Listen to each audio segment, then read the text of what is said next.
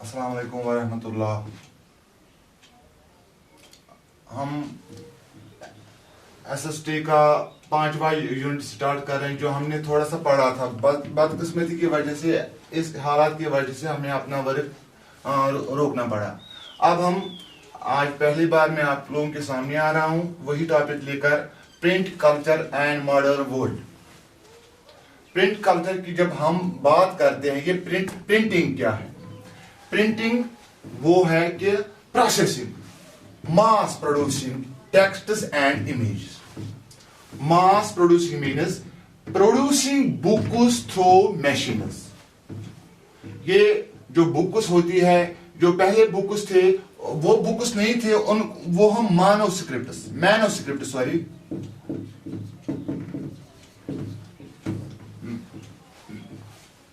मैनोस्क्रिप्ट्स हम कलेक्ट करते थे एंड मैनोस्क्रिप्ट्स हम कलेक्ट करके प्रेपियर अ बुक। ये मैनोस्क्रिप्ट्स क्या होते हैं? मैनोस्क्रिप्ट्स होते हैं हैंड रिटन डॉक्यूमेंट्स।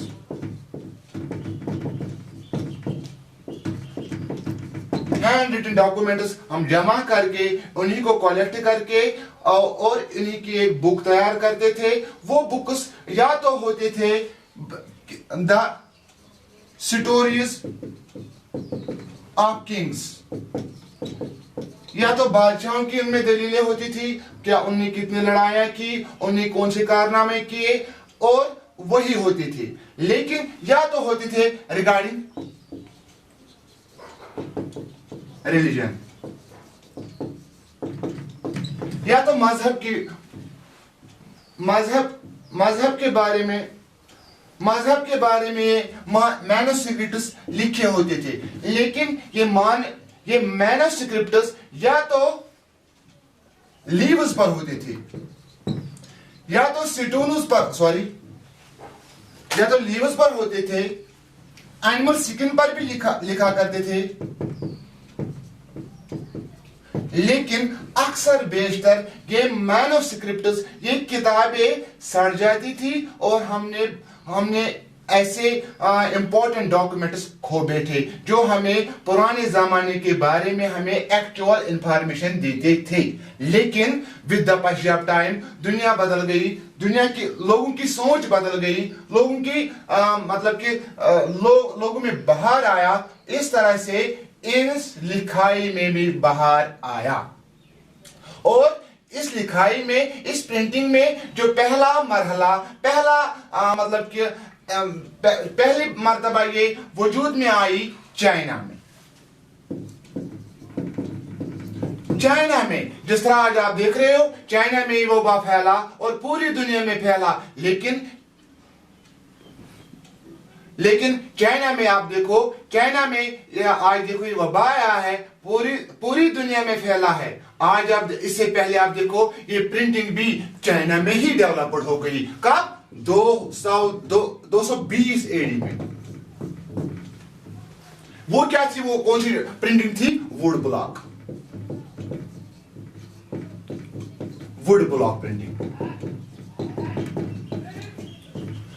और उस वक्त ये सबसे fastest meaning of book producing method था चाइना में। 220 एडी में चाइना में एक नई प्रिंटिंग का आगाज हो गया, that is wood block printing. उससे पहले हम हाथों से लिखते थे और एक डिक्टेट करता था, दूसरा लिखता था। चाहे बादशाह के कोर्ट पे थे, चाहे और जगहों पर थे, वो कभी कभी अपनी बातें भी इसमें लिखते थे। लेकिन जब चाइना में ये रोशनी आई, ये इनकलाब आया, नया मेथड आया, और इससे कुछ नए चीजें, नया एक यूथ, पढ़ा लिखा यूथ वजूद में आ गया। The first printing was developed in China and we can say that is origin of printing is China. जैसे आपको ये समझने की आज बहुत कम जरूरत पड़ेगी कि जैसे आपका बच्चे से पूछोगे कि कोरोना कहां से आ गया, वो बोलेंगे चाइना, और इसी तरह से प्रिंटिंग भी चाइना में आई इस डेट में। अब चाइना से और देश में ये फैला, चाइना में और देश में फैला, डेट इज जो चाइना के पड़ोसी थे जापान,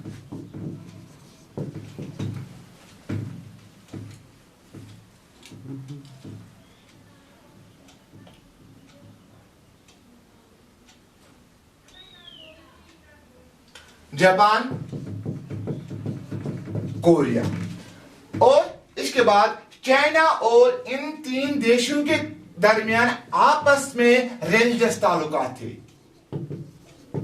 हम तो जानते हैं चाइना में भी बुद्धिज्म है सबसे ज्यादा, जापान में भी बुद्धिज्म है, कोरिया में भी बुद्धिज्म है, इनके दरमियान यही कॉन्टेक्ट थे, और चाइना से Buddhist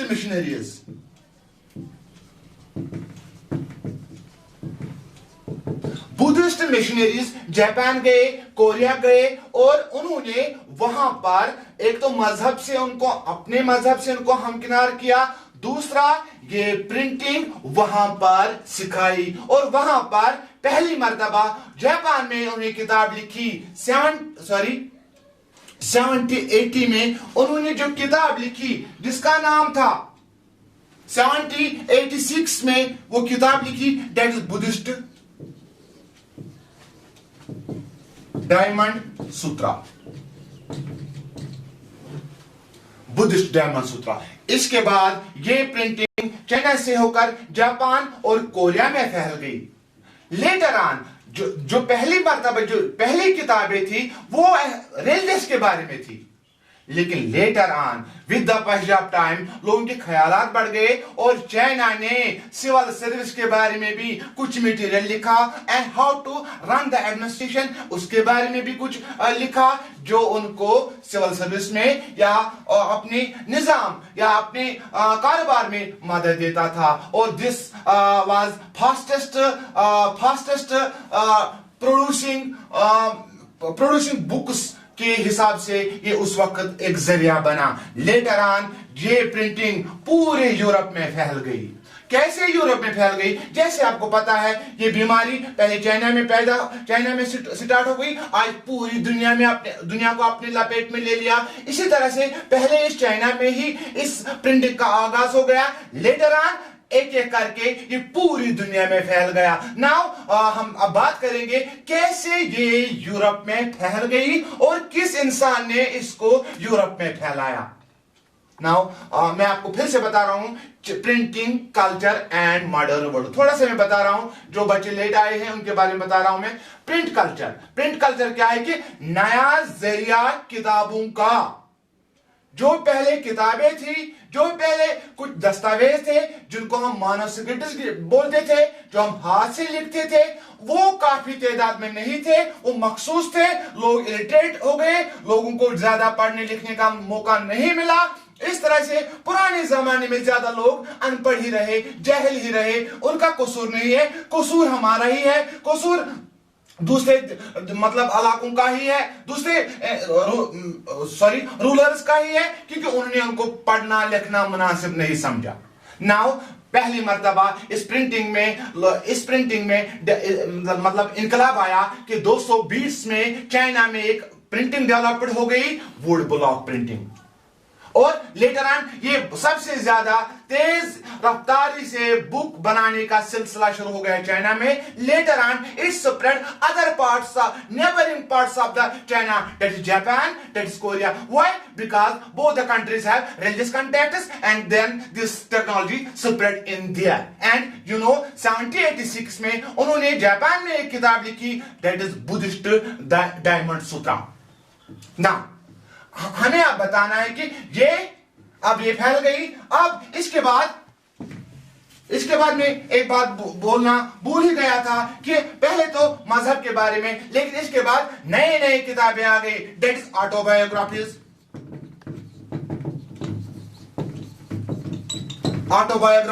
number 2 poetry, number 3 poems आ गए।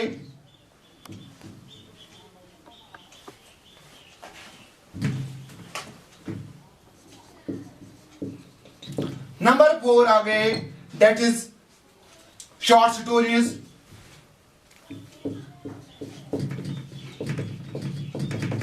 रोमांस आ गया, रोमांटिक सॉरी, रोमांटिक पर किताबें आ गई। जैसे आपको पता है लैला मजनून, शेरी फरहाद, उनके बारे में भी किसी कहानियां आ गई, चाहे वो सच थे झूठ थे, लेकिन लोगों का इंटरेस्ट, लोगों का टेस्ट, लोगों को बुकों की आदत बनाने का ये सिलसिला आ गया और इस तरह से बहुत एक वाइड पब्लिक बन गई। वाइड पब्लिक तैयार हो गई पढ़ने लिखने के लिए, उनको टेस्ट मिला। ऑटोबायोग्राफी क्या होते हैं? जो कोई बादशाह अपने बारे में खुद लिखता है। जैसे आपको पता है बहुत सारे बादशाह ने अपने बारे में किताबें लिखी। दैट इज एक एग्जांपल दूंगा मैं, तुजुक बाबरी।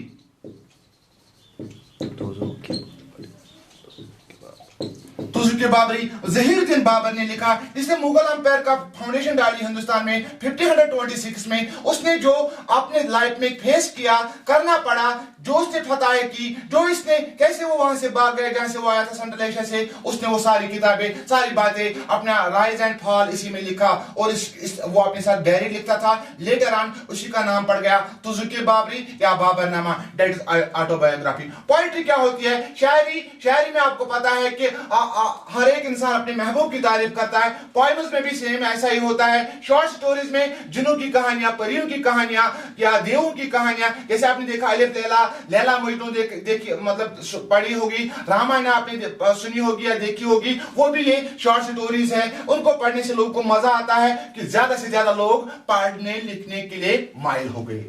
और इतना ही नहीं, इसके बाद जो वुमेन्स बिलोंग करते थे रिच फैमिली से, वुमेन्स बिलोंग करते थे रिच फैमिली से, वो भी पढ़ती लिखती थी और उन्होंने भी अपनी लाइफ एक्सप्लेन की कि हम पर क्या क्या रिस्ट्रिक्शंस आयद किए हैं। नाउ अब ये थोड़ा सा मैंने आपको बताया, स्प्रिंटिंग के आगाज चाइना में हो गया, फिर यहां पर हो गया, फिर किस किस किस्म की किताबें आ रही, किस किस किस्म का लिटरेचर आ गया। पहले किस किस्म का लिटरेचर था? All literature belong to religious. Later on various types of literature come into existence, that is autobiographies, poetry, poem, short stories and wide section of the people now want to read more and more books, but the problem was the availability of the books was short. But this technology was not enough to fulfill the needs of the whole people, whole public throughout the world.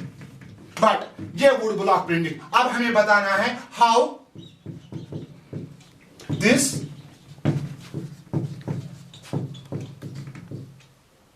technology came in Europe. मैं आपको थोड़ा सा यहां पर बता रहा हूं कि आप हमें बताओ ये बीमारी कैसे चाइना से इटली में डायरेक्ट फैली। इटली और चाइना का दरमियान बहुत सारा कॉन्टेक्ट्स है। जैसे आप देखो कि ये आप देखो चाइना का ही, इटली का ही कोई बाशिंदा चाइना में था, जब इसको पता मैं मर जाऊंगा वो वहां से भाग गया इटली, और नतीजा क्या निकला? इटली के लोगों को इस बीमारी से हमकिनार होना पड़ा चाइना की मेहरबानी से। इस तरह से मैं आपको बता रहा हूं ये वुड ब्लॉक प्रिंटिंग कैसे चाइना से डायरेक्ट यूरोप आ गई। इटली का रहने वाला मार्को पोलो, इटली का रहने वाला Marco Polo visited China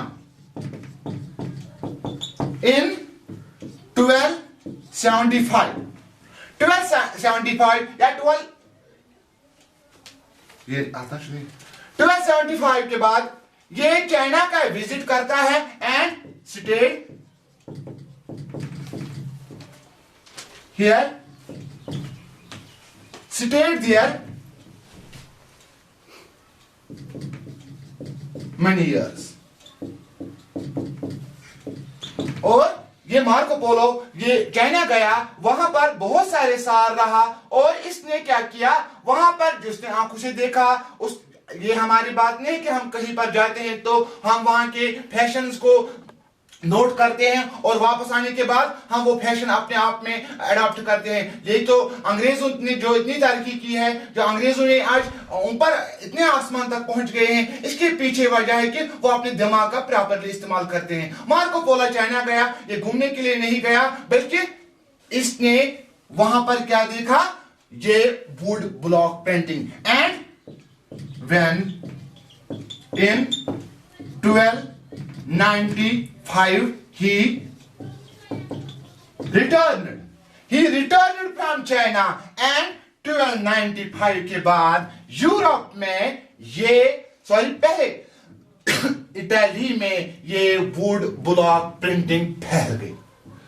noted this point, इस पॉइंट को आप नोट कीजिए कि 1295 में यूरोप में मार्को पोलो की मदद से ये प्रिंटिंग फैल गई।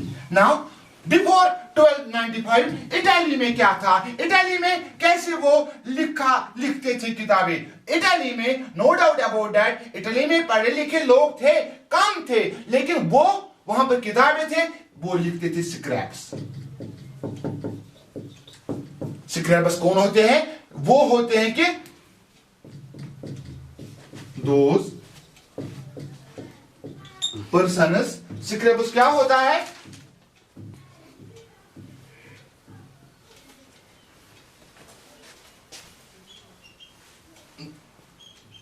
who employed and copying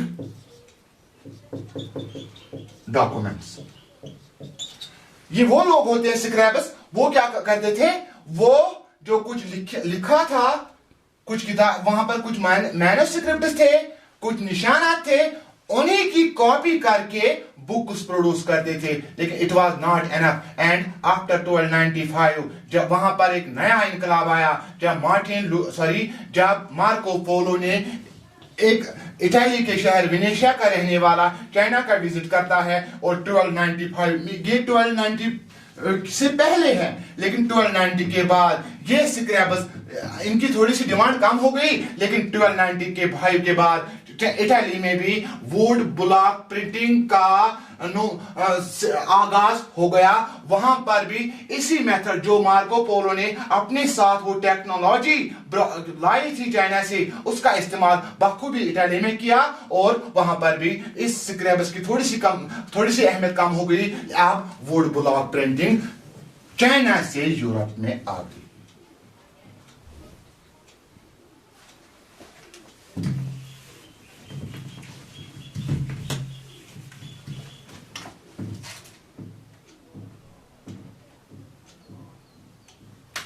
Now,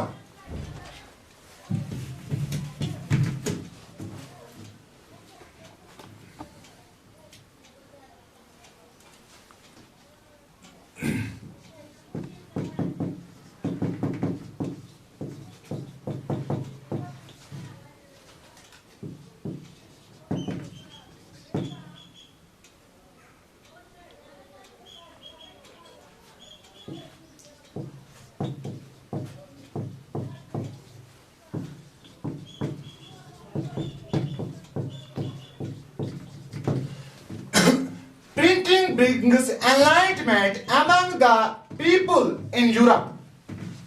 इस प्रिंटिंग ने उजागर किया, इस प्रिंटिंग ने दुनिया के खासकर पहले यूरोप के लोगों को जगाया। क्यों जगाया? कि वो यूरोप में डार्कनेस थी। डार्कनेस मीन्स अंधेरा, वो अंधेरा नहीं जो मतलब कि इलेक्ट्रिसिटी चले जाने के बाद होती है, वो डार्कनेस नहीं, बल्कि वो थे इलिटरेट,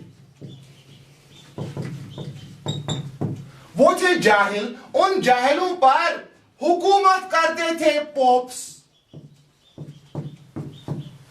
ये जैसे पंडित, जैसे मौलवी, मुल्ला जिनको हम बोलते थे। जैसे बिफोर प्रिंटिंग ये लोगों से मनगढ़ंत कहानियां सुनाते थे कि आपको अगर किसी के घर में कोई मर जाता था, 40 दिन तक उस फैमिली को या पोप या मौलवी या पंडित को खाना खिलाना पड़ता था, डिलिशियस फूड खिलाना पड़ता था। और कहता था ये पोप, ये मौलवी या पंडित, अगर आप एक दिन भी चूके, अगर आपने मुझे ये 40 दिन ये मतलब कि राशन नहीं लाई, आपका जो मरा हुआ है वो वो हेल में जाएगा। दूसरी बात कि लोगों से बेतहाशा पैसा लूटते थे ये लोग, बड़े बड़े जिनके पास अथॉरिटी थी। ये तो फेमस थे, उनके प्यादे वो भी लोगों से ऐसे वादे करते थे कि हम आपको ये देंगे, हम आपको वो देंगे, हम आपकी हर कोई मतलब कि जो आपकी मुराद है वो हम पूरी करेंगे, लेकिन आपको ये देना होगा, आपको ये देना होगा, आपको वहां पर सर झुकाना होगा, आपको पेट पर धागा बांधना होगा, आपकी सारी मुरादें पूरी हो जाएंगी। दरअसल ये किसी किताब में लिखा ही नहीं था। जब किताबें वो आ गई, जब बाइबल आ गई, जब कुरान आ गया, ज्यादा से ज्यादा जब गीता आ गई, तो लोगों ने जाना कि this was not the orders of the God.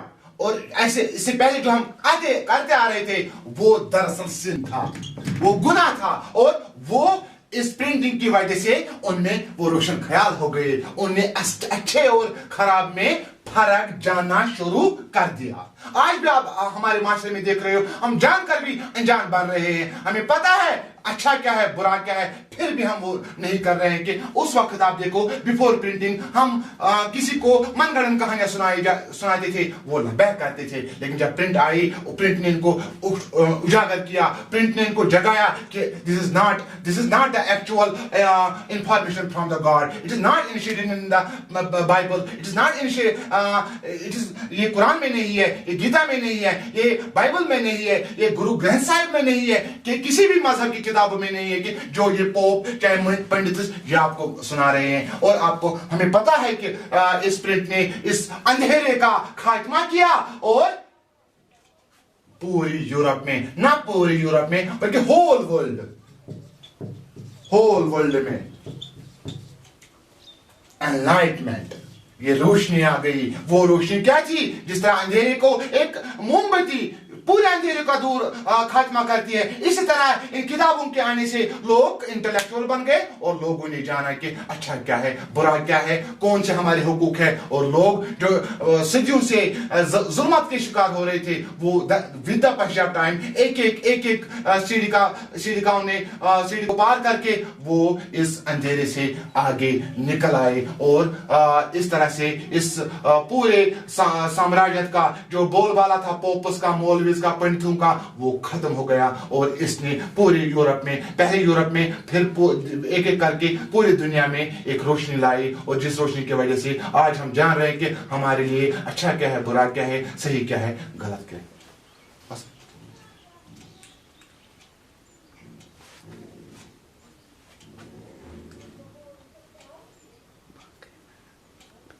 इंशाल्लाह इससे आगे जो हम डिस्कस करने वाले भी चैप्टर कंप्लीट नहीं हो गया, तो एक दो टॉपिक कंप्लीट हो गए। हमने ऐसे पहले नहीं पढ़ाया था, बदकिस्मती की वजह से। अगर ये लॉकडाउन नहीं होता या ये वबा नहीं आता, वह हम तो सिलेबस में कहीं आगे होते। और इंशाल्लाह हमें इस साल इस एक्सपेक्टेशन थी कि हमारे जो छोटा मोटा इंस्टीट्यूशन था वो टॉप करेगा, और हम पीछे हटने वालों में से नहीं है। हम इंशाल्लाह आपको टॉप करा के ही रखेंगे, चाहे हमें आपके घर आना पड़ेगा, एक एक करके आपको पढ़ाना पड़ेगा। जितने भी हमारे पास नॉलेज है हम इसका इस्तेमाल करेंगे। हम तो अभी भी तालिब इल्म है।